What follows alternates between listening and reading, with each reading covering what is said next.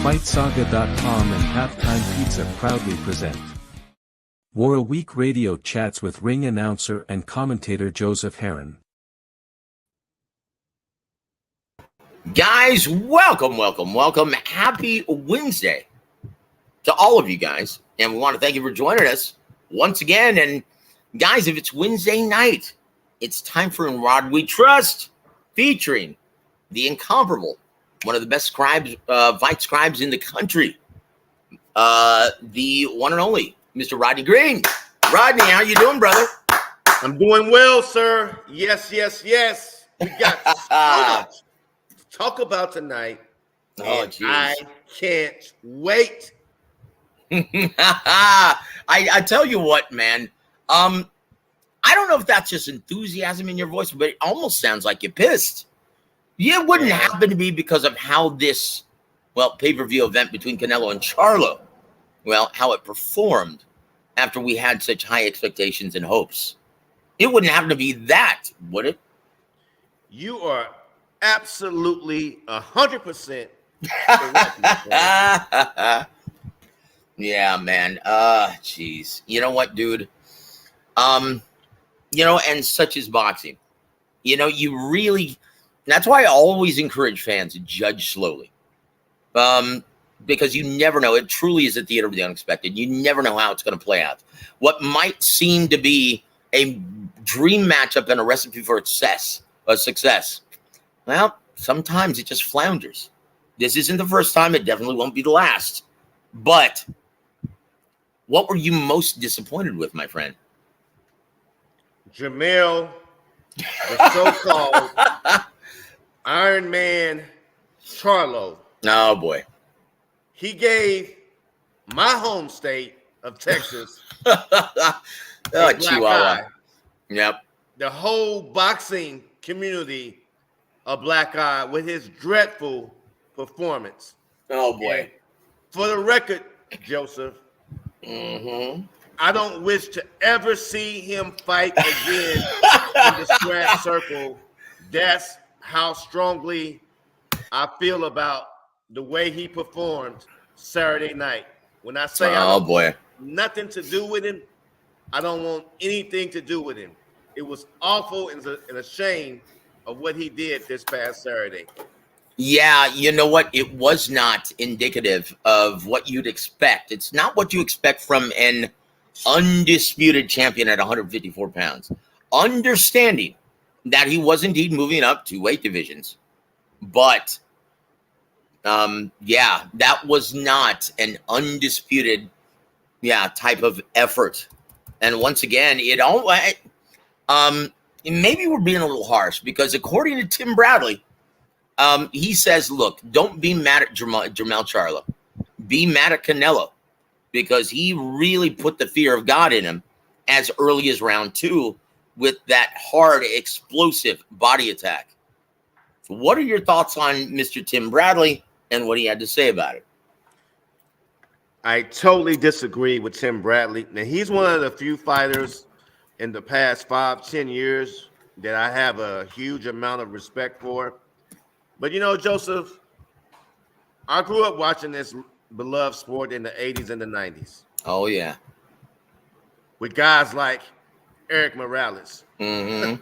You think Eric Morales would care how hard you punch? No. It's funny. I remember when we first started working together, we interviewed Eric Morales before, he was getting ready to fight Marcos Maidana in a press conference here. Mm-hmm. Remember that? And everyone was like, oh, dude. No, it wasn't. It was Marcos Maidana. And he was like, everyone's counting me out. They're saying he's too big of a puncher. I'm too small. Featherweight moving up to 147. And he's like, just wait and see how this fight plays out. I'm not. And once again, it was translated. And he goes, look, guys, I'm not going to embarrass myself. I don't know what you guys are thinking. I'm a Mexican legend, man. I let my balls hang in the center of the ring. You're going to see me do a lot better than you guys think. Look, I don't know why you guys are counting me out. Do you remember who I've been in the ring with? And he rattled off everybody. And you know what? he made a great account of himself, even though he ended up coming up short, which is understandable. He made a very solid account of himself. Right. Were you expecting that same kind of gallant, warrior-esque effort, especially for a $5 million payday from Jermell? Absolutely. And when you call yourself a lion is nothing without pride. Yep. Okay. Now, Jermell Charlo is a guy that whenever you see him on the screen or on YouTube videos, Yep. he walks around with a scowl on his face like, you bet not F with me. If you look at me wrong, I'm going to bust your ass. He walks like he's Stone Cold Steve Austin before he's getting ready to go into the ring. He looks at you like he's Sonny Liston, like he's a bad man. He got in that goddamn ring Saturday night. His ass was frightened. He was scared. Yep. He gave a shitty performance that was worse than a trucker's bathroom, okay? Oh, my gosh. Holy shnikes, dude. As I said, man, he should be embarrassed of what he pulled Saturday night. It was a freaking farce, and I hope the fans going forth, if he's on a fight card and has anything to do with it, I hope they boycott it, because he set the sport back 10 years with his performance Saturday night. Oh boy. Yeah, you know what, guys? Here's the terrible thing, right? Mainstream and casual audience members, they're less interested in the sweet science and a lot more interested in, especially when they show up to a Canelo fight, puros chingazos ese. They want to see two guys throw down. They would much rather see Rock'em Sock'em robots instead of, well, let's just put it this way, instead of seeing Shakur Stevenson versus Devin Haney together, which would be a brilliant tactical chess match. But that's not what they want, especially on Mexican independence, right? They want to see two guys throw down. And for $5 million rock, put it this way, I'm going to be working with some club and regional attractions on Saturday night at Randy's Ballroom, right? Care of TMB Promotions. I'm going to be doing the DJing as well as the ring announcing. And I can tell you with great certainty, I know some regional level talent that would be willing to walk through fire for $5,000, not $5 million. So what the hell happened? What the hell happened, man? You know, Joseph, as I always tell anybody, it's easy to sit here and play the part to be, you can be manufactured, and you can tell social media, you can tell people whatever you want. But when you get under the bright lights, it tends to show your deficiencies. It shows your weakness. And that's it. And what it really did, it showed that, you know what? Someone who calls themselves a lion has no heart. Someone who says he's doing it for the culture. Oh. Really? Oh, really? Boy. Oh, geez. Didn't give a goddamn about the fans spending their hard-earned money and went in there and stole from them. Stole. So as I said,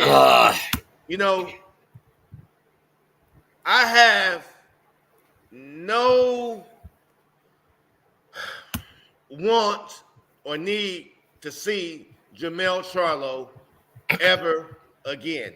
And as I said, if you look at why the sport's in the shape the way it's in right now, it's because of fighters like him and performances what we saw Saturday night. And it really is a goddamn shame, especially when the era I come from, you would have never seen no shit like that. Excuse my expression. Yeah, you know what, brother? I know it sounds a little harsh, but I couldn't agree with you any more than this.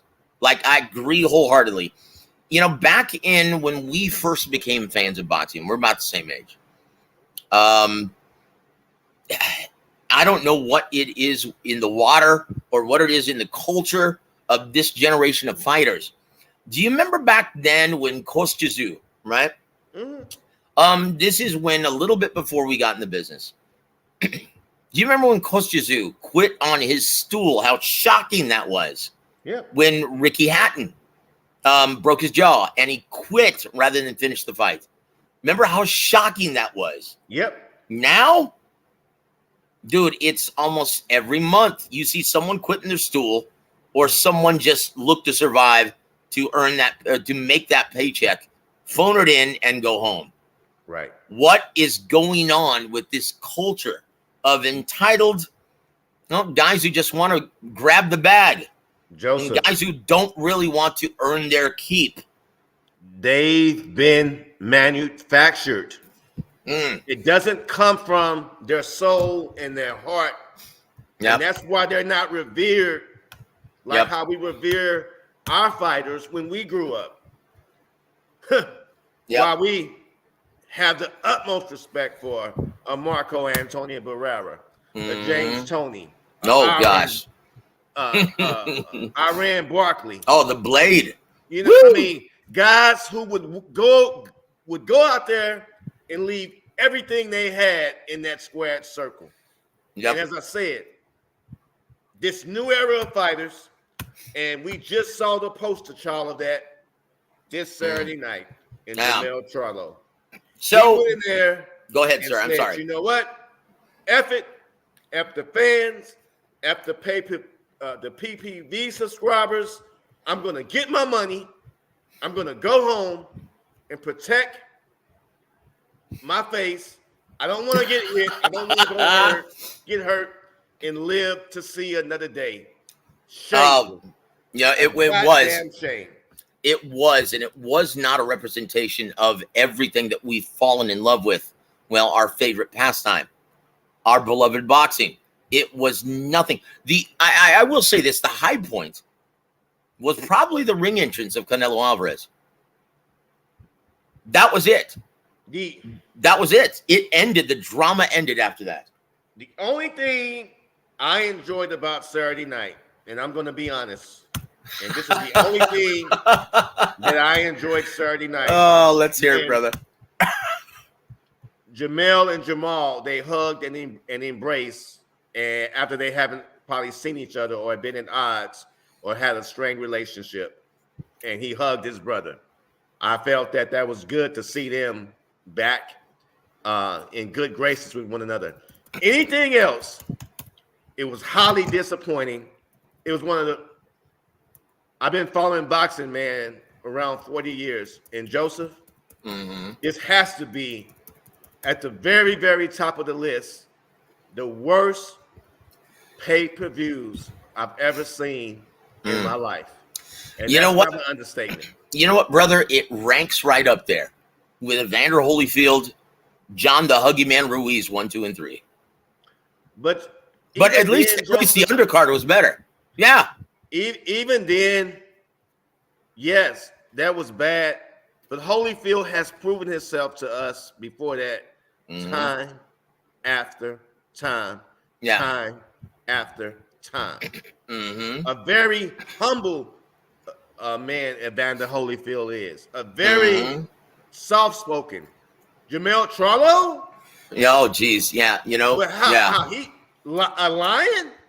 Yeah. A lion? Yeah, you lied to the public. You lied to the boxing community. And you didn't do a goddamn thing when you got inside that ring. I don't care where you go. Long as I never see you in the square circle again, I'm happy with that. Yeah, That's you know not what? bad of a taste you left in my mouth. And once again, what was his trainer telling him, Joseph? Oh, what geez. did Derek James say? Hey, throw combinations, throw punches. What? Oh, boy. Oh, Chingao, man. You know, yeah, it's I left dumbfounded, guys. And once again, I saw it with a bunch of mainstream and casual fans at Dave & Buster's. We were throwing a fight party, and we had our final press conference for TMB Promotions. We had a really fun time. And I'll tell you what, thank God for all those people there hanging out with GM Chris Armitage, as well as all the fans there. We started talking about everything else but the fight. Guys, it was that lackluster. And Rodney, I think you got the beat. And you know what? I appreciate the instant virtual article that you just wrote right there on the air. that is one hell of a read, my friend. And once again, I love your journalist mind. And once again, guys, this is the product of paying out inflated purses. Guys, and make no mistake about it. Because once again, he's expecting, I'll just move back down to 54, and I'll fight Kostya or the winner of him and Mendoza, or I'll fight someone else. I'll fight Lubin now again. Yeah, he thinks there's gold still at the end of the rainbow for him, but not at this level. Now, once again, here goes. Let's see what you think about this next Fact or Fiction. Let's do the intro, please, Floyd. Hey, we ain't ducking and dodging nobody. It's time for Fact or Fiction. Yep, that's it. I have a theory, Rodney Green. Thanks, Floyd. Fact or Fiction, Rodney. Jermell Charlo didn't want to go out like his stablemate and friend, Errol Spence Jr. Fact or Fiction? Fact. Do you think that spooked him on July 29th? That spooked him, and him getting under those bright lights. Oh, boy. Frightened him even more. His ass was scared. Okay? Yep. Scared. Terrified. It's shocking. It's shocking. And once again, at this level, it's, I can't stress enough. He blew it. He really blew it. And at the end of the fight, at the final press conference, he almost seemed pleased with himself that he didn't get knocked out. And that's the first thing he said, at least I didn't get knocked out. Well, you know what? You might as well have. You probably would have actually been more respected had you put forth the effort and got knocked out. Guys, I will say this. Boxing fans, they're often judgmental and fickle, but in this case, I think they justifiably have the beat here. Guys, before we move forward and get to our main event of the evening, that's going to segue perfectly into PBC on Amazon Prime with this product and with this stable of entitled bitches, pardon my French. Yeah. How's that going to work out on Amazon Prime? And once again, we're going to go into the numbers. We're going to talk about how many subscribers they have, and do we want that kind of representation on one of the biggest mainstream platforms, right? Hold on just 1 second. I want to say, give a big shout out to my brother, Round One. What's going on, guys? How are you, my friend? And thank you for being here for our discussion with Rodney Green. Also, my brother, Outlaw, welcome to the show, sir. And he says, Jojo, Rodney, I tell you what, man, we've got much to discuss. We're going to try to squeeze in a tight 60 tonight. But also my brother, Boxing Historian. How you doing, my brother? It's good to see you on here. Also, our brother, the Boxing Scientist, 818. Thank you for supporting the show, my friend. Yeah, Outlaw shares your sentiment. Charlo ripped the fans off. Yep. And he also says, yeah, Charlo, not a lion, more like a pussycat. Look, I will say this. The only lion that he resembled on Saturday night was the one that's on The Wizard of Oz. That's it. Boxing Scientist says, yeah, Charlo was hyped up by Canelo haters. Well, shit, you can hate all you want, brother. And can you believe people are actually criticizing Canelo? Now, I want to get your opinion on this before we move forward. You hear some pundits and even fighters saying, oh, man, Canelo's not great. He should have knocked him out. Rodney, at this level, at the world-class level, a guy with elite skills, how difficult is it to knock out a guy who's trying to survive at the world-class level? It's almost impossible when you have a dance partner who's not willing to dance with you or doesn't want to engage. That's it. Even when he's in striking distance. Mm-hmm. Okay. So basically, man, again, I've said it once and I've said it 1,000 times. Canelo is not the same fight, in my opinion. However, that force that we saw Saturday night, that blood is not on Canelo hands. Yep. That's strictly Jermell Charlo from being frightening and not wanting to fight. He literally got on his bike and backpedaled all night and did the bare minimum to survive. That's and it. Go home and cash his check. So please, pitiful. I can absolve Canelo for the most part of what transpired Saturday night. Well, I will say this, guys, and thank you, guys. Those of you who joined me and hung out with me for 4 hours last night as I went on that marathon of a show. Thank you guys for hanging with me. And last night, we usually, on every Tuesday night, we usually feature Real Boxing with Coach Ronnie Shields. This says it all, though, Rodney. He didn't want to come on and discuss the fight. That speaks volumes now, doesn't it? Absolutely. Yep. And once again, what did your mom and dad always say? Hey, if you don't have anything nice to say, what? Just don't say anything at all. Or, oh. what's left unsaid says it all. Yep, that's it. That's it, brother. It spoke volumes, right? It spoke volumes, his silence. And once again, we love Ronnie on this show. And once again, if he doesn't want to be put in that position because he's so close, he loves both kids. I say kids that they're 33. The kids are us, right?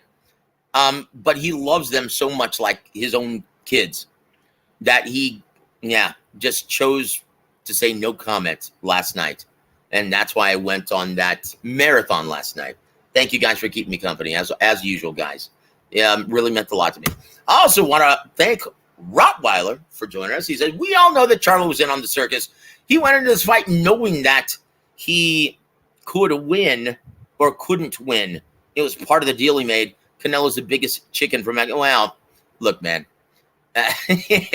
Once again, that's cool. You've got that fan sentiment, and you're allowed, you're entitled, as long as you pay for the events. Also, my brother, Ryan from Boxing Gems. Guys, if you haven't already, please go subscribe to one of the best channels on YouTube devoted to our beloved boxing, and that's Boxing Gem Film Study. Please go subscribe and go check out his Patreon content. Does great work. And brother, you're a credit to the biz. Keep doing what you do, my friend. And thank you for being here. Also, the Boxing Scientist says, another guy that Canelo hitters hype up is W.A.W. Andrade.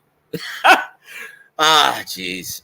Judge Slowly, guys, he's about to take on who most people deem an avoided fighter at 168.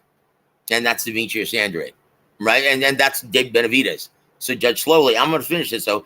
And he's about to get effed up by another Mexican. All these frauds getting exposed.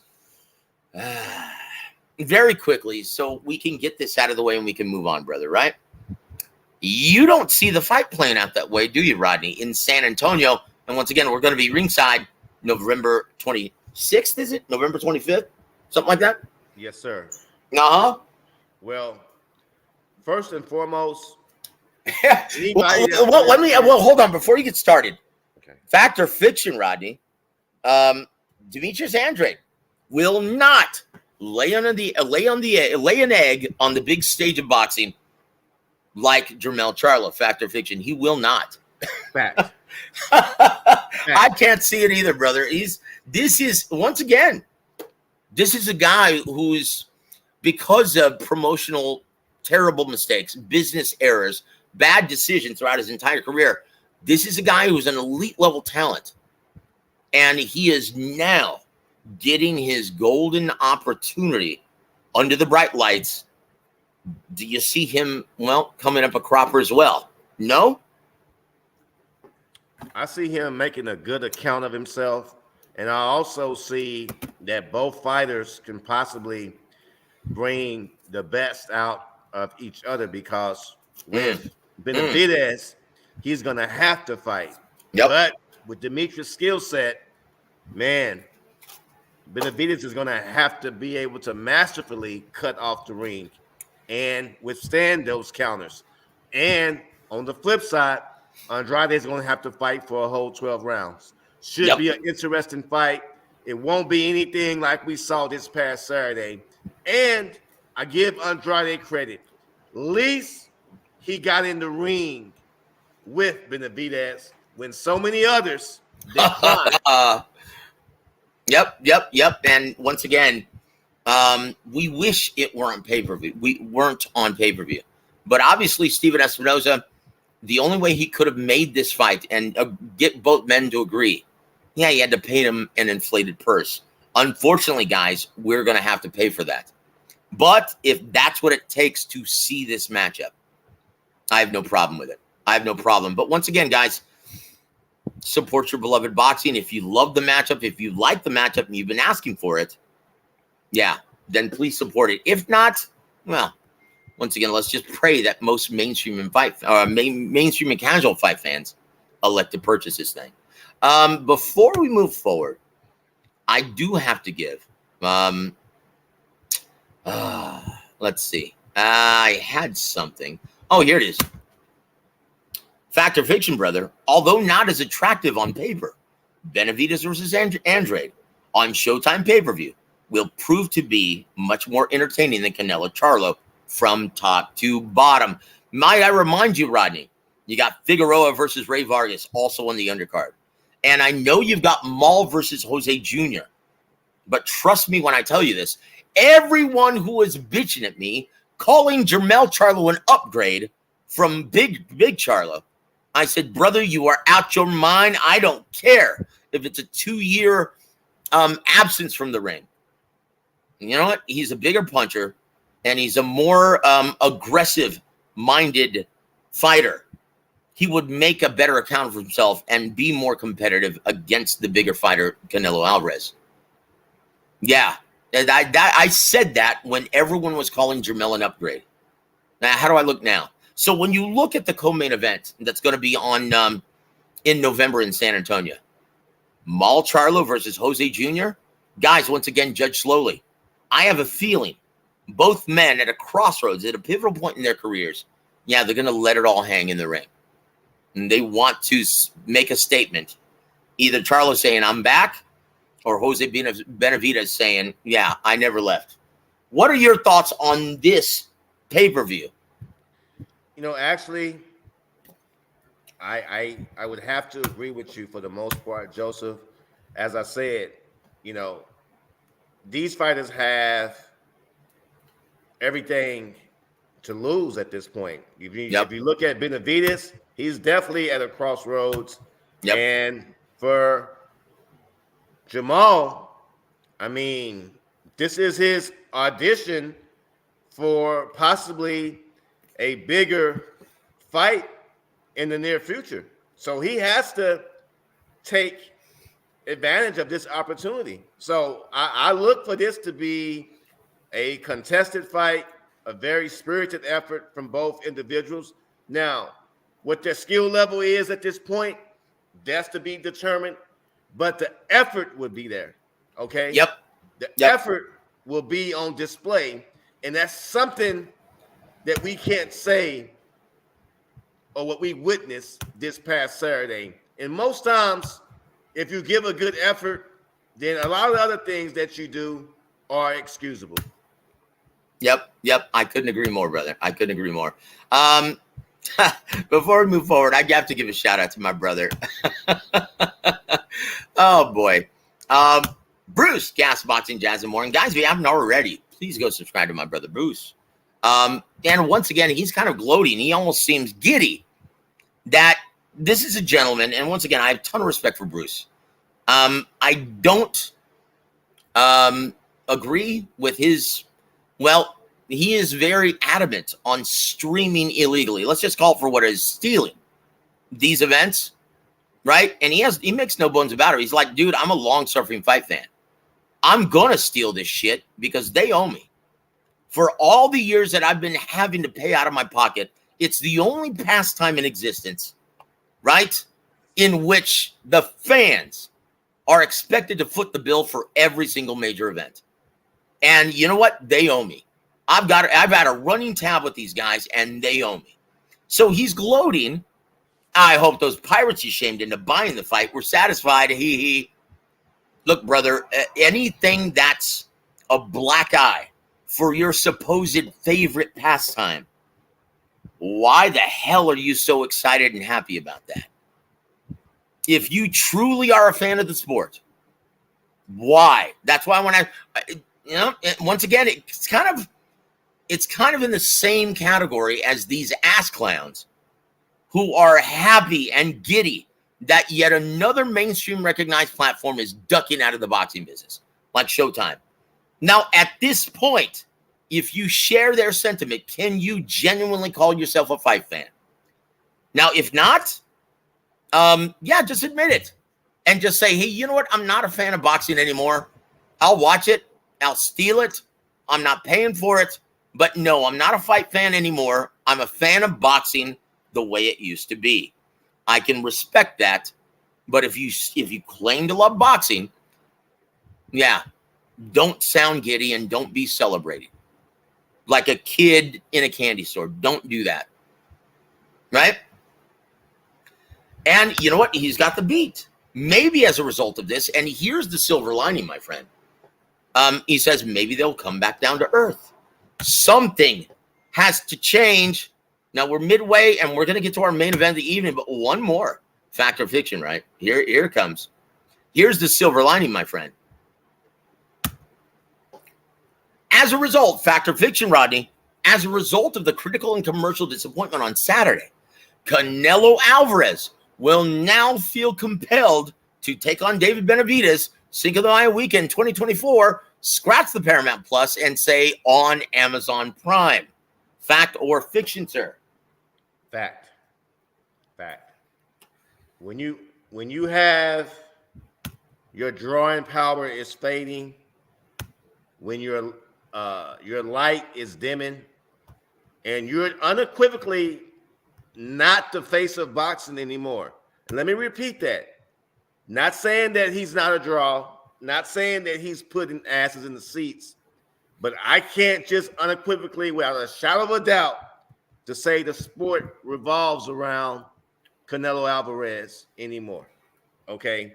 And if you want this new platform to make an investment, and you're trying to sell them on the idea of paying money and picking up this, event, you have to give them something. Yep. Where they can have a vision to see where it can be somewhat successful at the box office. You can't give them no BS, no bullshit. Nope. And want them to put their dollars behind it. That's it. It has to be something tangible. And the thing about business, it has to make sense. That's it.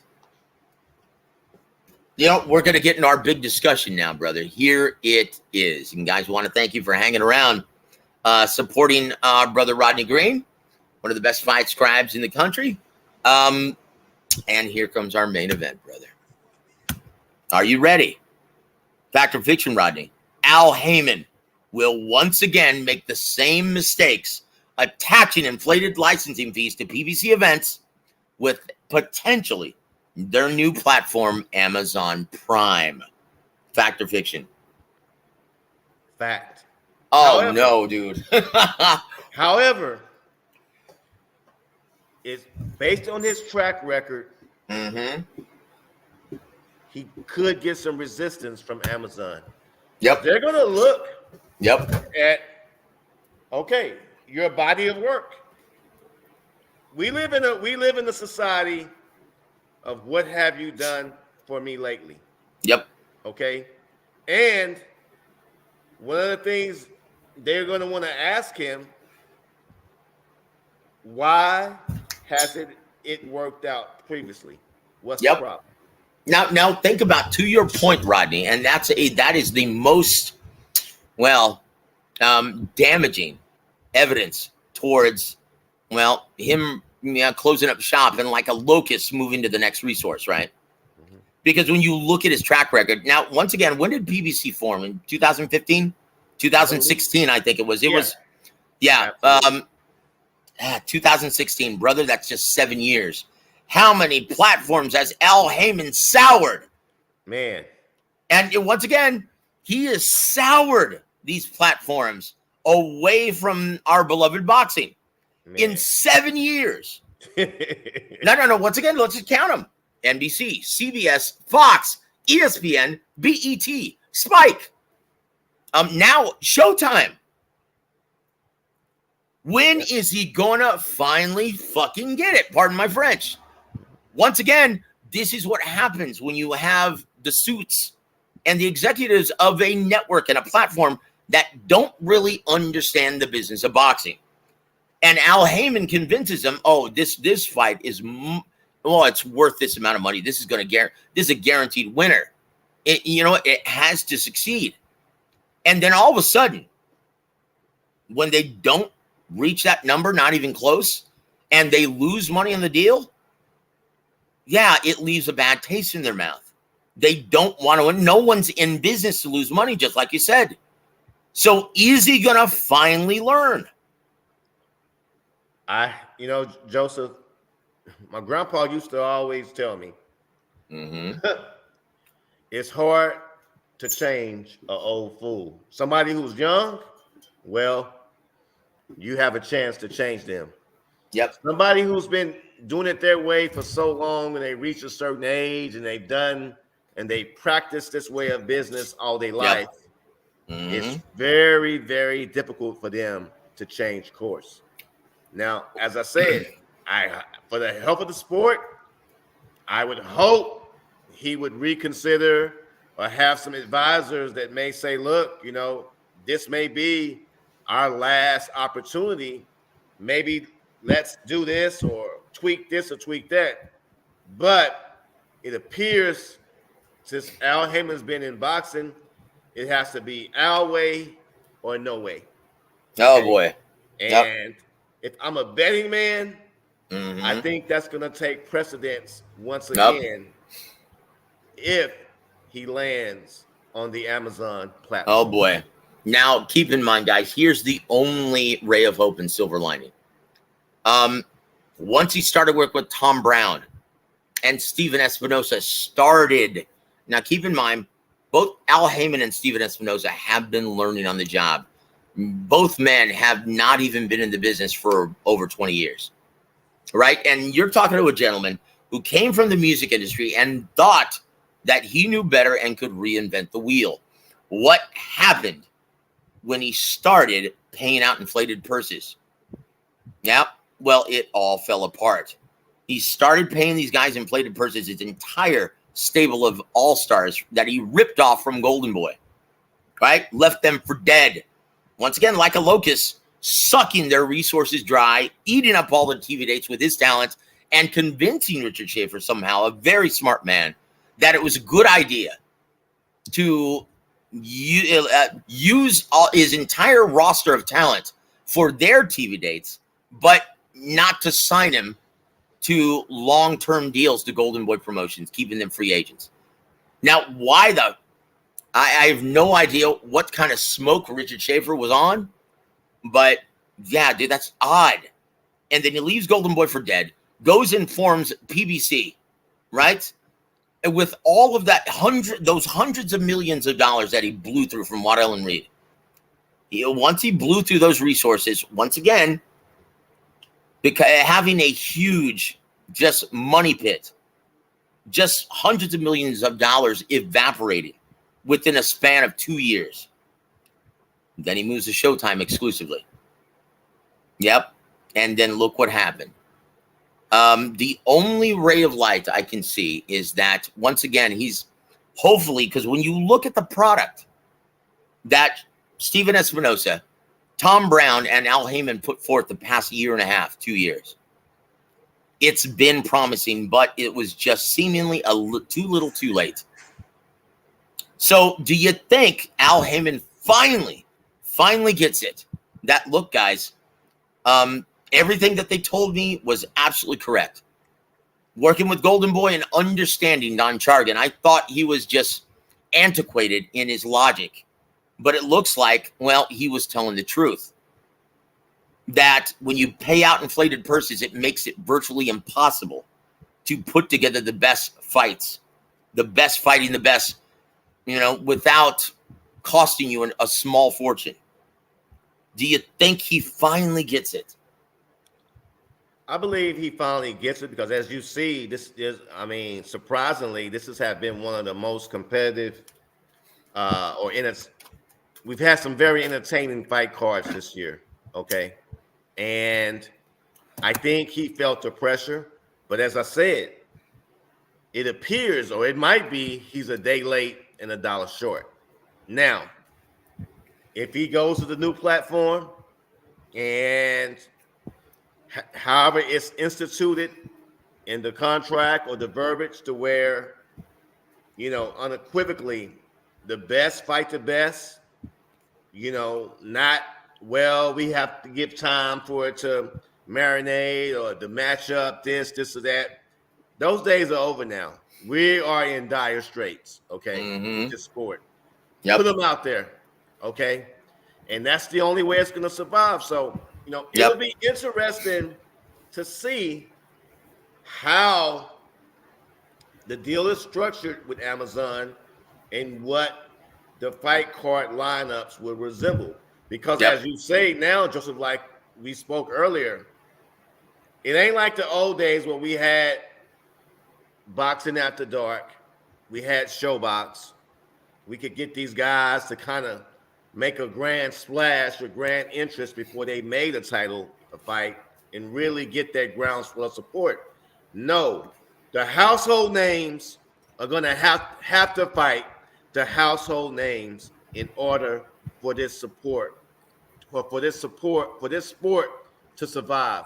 And trust me, we're on the ropes and we're hanging by a thread. So we'll see. Yep. Look, guys, I am hopeful. I am, because after speaking with Steven Espinosa and once again under the tutelage and mentoring of Tom Brown, a lifelong boxing guy and a future Hall of Famer, one of the best matchmakers in the business, right?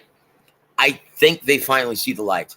I just think they ran out of time and they ran out of investment money from Showtime Sports, CBS, Viacom, and Paramount Plus. And rather than actually doing the distribution deal with Paramount Plus, they said, look, man, we need developmental TV dates. How else are you going to nurture and cultivate our young talent into future stars? You can't do it without those developmental dates. Once again, pay-per-view is supposed to be the payoff, not an outlet for inflated, entitled bitches. That was designated originally for these special big-time events, not for Haney Prograis, because they demanded $8 million. Dude, and once again, if you think Al Heyman's the only culprit in this business, look at Eddie Hearn. Well, we know this is our first pay-per-view on DAZN in America. That doesn't include Canelo Alvarez. Really, once again, he's setting up DAZN for the fall. They're going to foot the bill. You think it's coming out of Eddie Hearn's pocket? And if you think it was coming out of Eddie Hearn's pocket, you think he would have made this decision and decide to pay those two non-ticket selling bitches almost $8 million combined? Wow. Yep. Speechless, right? Yep. And so once again, if you think Al Heyman's the only culprit here, no. Eddie Hearn, once again, it's not his money. He doesn't give a shit. It's almost like, if I didn't know any better, I would think both Al Heyman and Eddie Hearn, this past half decade, they've been trying to purposely, intentionally tank our beloved boxing. Am I wrong in feeling that way? I agree. Well, hopefully, once again, it's a product of ignorance, not not just desserts for Al Heyman's brother. Once again, look up his history and his feelings for his brother and his sentiment on his brother and how he was ripped off, supposedly, from the business of boxing.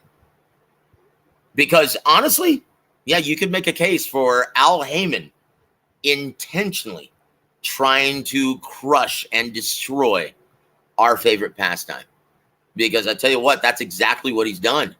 In 7 years, guys, he has turned off so many networks from our favorite pastime, where they just hold their nose and turn the other way when, well, faced or presented with a proposition of possibly staging these events. And let me ask you something, brother. With the kind of small fortune that Crawford and Canelo will demand and expect in their next 2 fights, whomever they fight, and they're not going to face each other, there's no demand for it any longer. After seeing that farce on Saturday, everyone understands the reality of boxing. There's weight divisions for a reason, right? But knowing that, who the hell is going to pay that?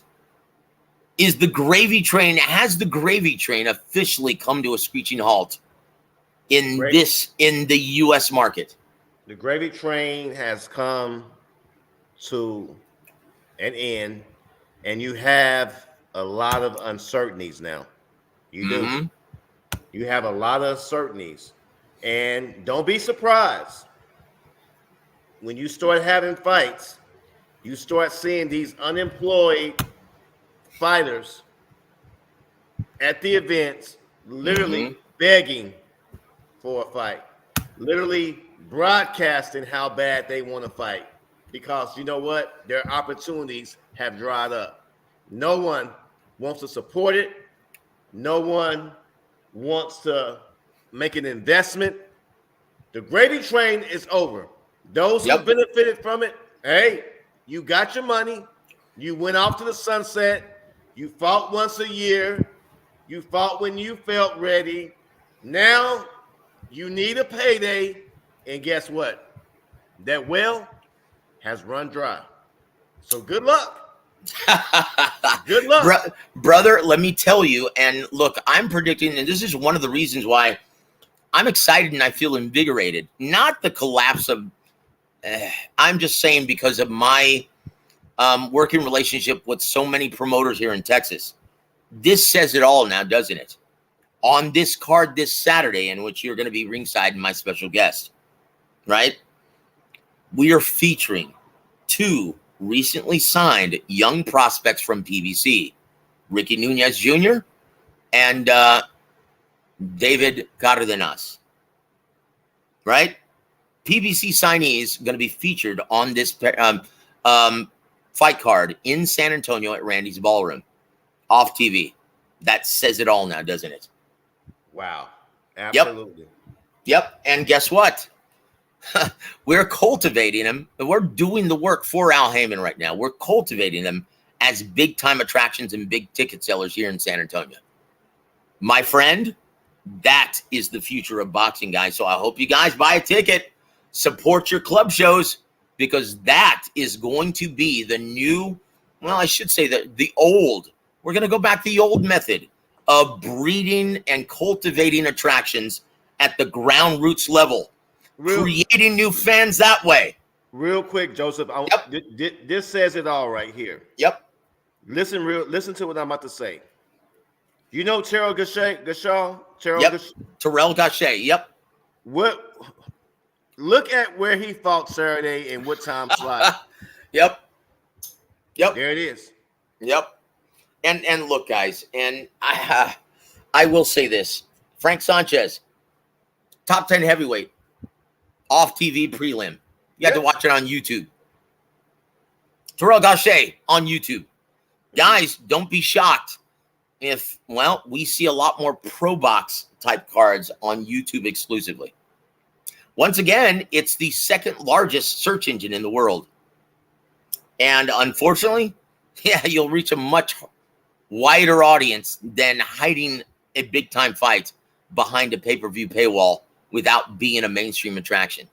Now, keep in mind, numbers for Benavidez Andrade, regardless of how the fight plays out, without either guy being a big-time attraction, how well or how poor do you realistically see this pay-per-view performing?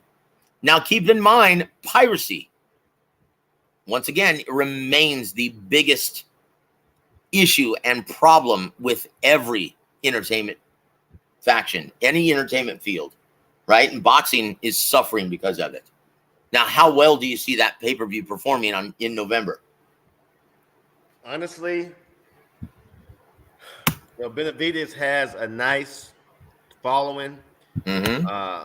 He's won his last few fights in dramatic fashion. But if I'm a betting man, Joseph, they'll be lucky to do on the high end. I'm going to say 400 to 500K if they're lucky. Okay. And that's my opinion now. It could be far worse. It could be far less. As I said, it's all going to be predicated on the groundswell of support that people are going to come out to support Benavidez. Okay. You know, that's where it's going to really, really determine how many people get behind it. And once again, who's going to start marketing it? You know what I'm saying? Who's going to really start pushing it to really pique the public's interest, especially after a downer, what we witnessed Saturday night, where you had so many people who regret spending their hard-earned money, okay? Yep. So these are some of the impediments that this fight card coming November are going to be faced with. Yep, I will say this, and Outlaw, once again, he says, why would anyone want to sign with PBC knowing everything we know about Heyman? Well, once again, the business model, and this is why I always have hope, because the business model, it's not changing, it's changed. Once again, guys, the future of boxing in the U.S. market has changed. Guys, don't be shocked if you see Rodney and I providing commentary on future PBC grassroots fights in San Antonio, Texas, and all over Texas. Don't be shocked, because, guys, we are going to start with all the promoters that we work with. We're going to start cultivating and nurturing attractions at the grassroots level. And right now, San Antonio, it's the most vibrant fight market outside of Vegas. Right? And once again, don't be shocked, guys, to all of those ass clowns on YouTube who have never worked a day in this business and actually thought I was joshing when I said, yeah, I've been in this business for almost 20 years. Oh, well, I never see you on TV, and you never. Yeah, okay, well, these assholes only think that there are 3 or 4 promoters in the business of boxing within America, within the American market. That's how stupid they are. Once again, guys, it starts at the grassroots level. That's how real fans are cultivated and nurtured. That's the breeding ground, right? And it's going to be, and you're going to see it. And I told you guys this was going to happen. I remember when Ryan was on my channel from Boxing Gems about 2 years ago. I told him that all of this was going to happen. And guys, surprise, surprise, it's happening. So you may not like it, but you better learn to love it, because if you love boxing, this is the future in the American market. So I tell you what, go visit your local gyms wherever you live. Go get out a video camera and start giving these young prospects some shine, because you just never know who's going to blossom into the next big star of our sport. And that's it. But Rodney, your parting shots. Is there anything else that you'd like to cover right now while we're on the air? And we still have about 5 minutes. Is there anything else you'd like to discuss, or any parting shots? I just want everybody to understand that, you know, we understand the frustration. We understand the disappointment. You know, we all love the sport. Mm-hmm. We live, we die with it. You know, we're attached to it. But try to support it as much as you can, even with the disappointment. You know what I mean? And as I said, you never know how a fight card is going to play out. But hopefully things will change in the future to where we'll have less farce matches and we'll get more premium fights, as I said, because the era I come from, the 80s or 90s, man, hey, that's the last thing I had to worry about saying, look, that fight sucked. I remember watching fights on USA and saying, look, damn, that was a damn good ass fight. And it's an adjustment for me, Joseph, diehards as well too. Yep. But still support it as much as you can. That's it. Very well said, Rodney. I appreciate it, brother.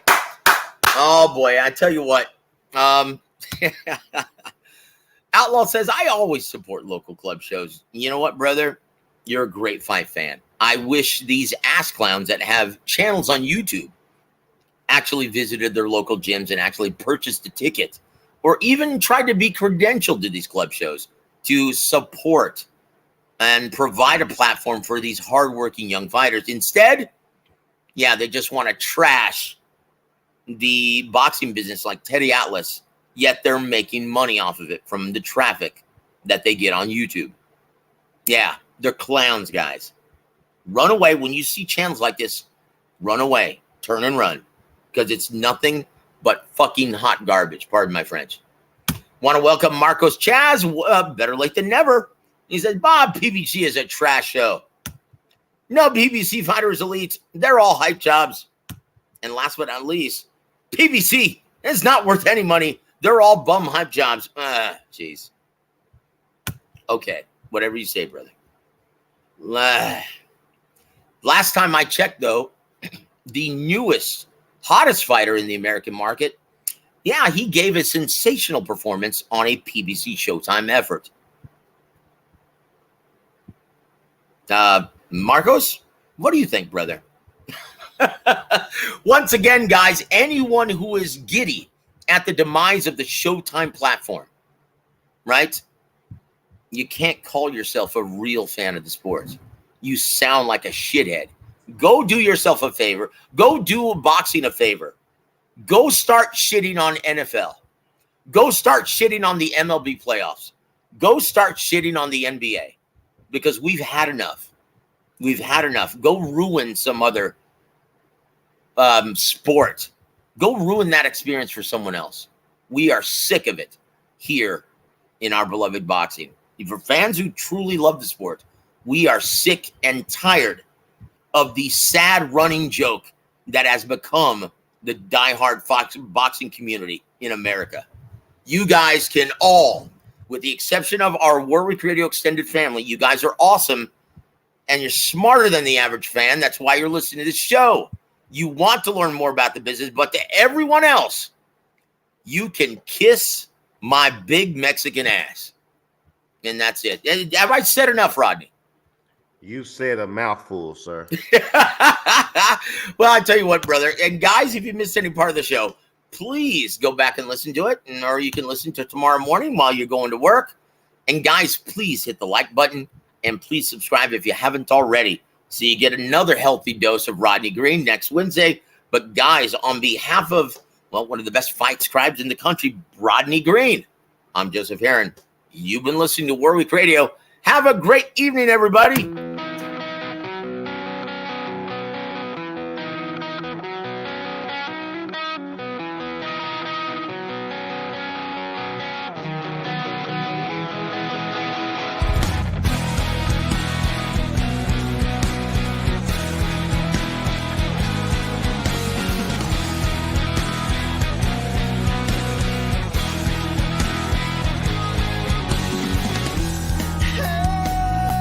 I wanna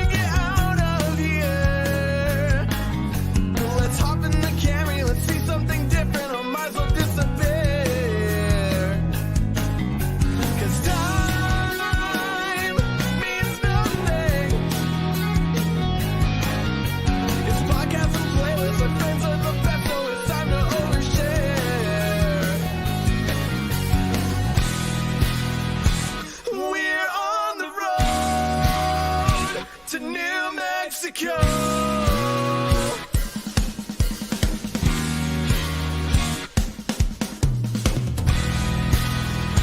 We're on the road to New Mexico.